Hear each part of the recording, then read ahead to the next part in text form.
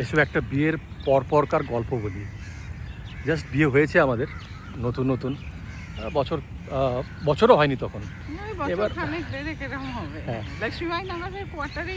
দিল্লির লক্ষ্মীবাই নগরে। হ্যাঁ, আমরা সবাই মিলে বসে তখন খাওয়া দাওয়া করছি। ছুটি, আমার সেদিনকে ছুটি, বাবু মা সবাই রয়েছে, ছোটু সবাই রয়েছে। এবার মা প্রত্যেককে, বাবু অফিস থেকে ফেরার সময় না মাটন কিনে আনতো। হ্যাঁ, আর ওই মাটনটা মামনি বানাতো।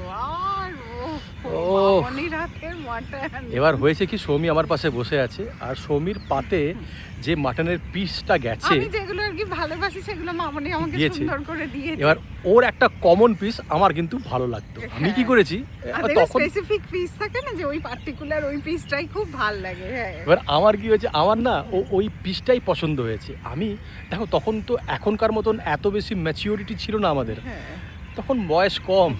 আমি কি করেছি, সমীর পাত থেকে মাংসটা তুলে টপ করে খেয়ে নিয়েছি। মানে আমি কতটা ইম্যাচিওর বাবা, এবার ও যেই তুলে নিয়েছে, তারপরে দেখছি ফুঁপোচ্ছি হঠাৎ করে।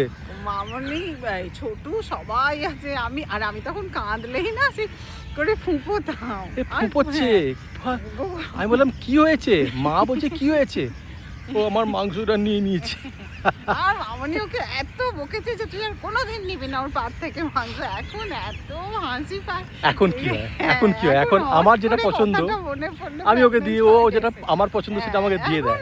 এখন মনে করো কোনো কিছু হলেও হয়তো মানে পছন্দের পিস নিলেও এরকম সিন ক্রিয়েট করবো এখন, ওই কথাগুলো ভেবে এখন খুব মজা লাগে। তোমাদের সাথে শেয়ার করলাম।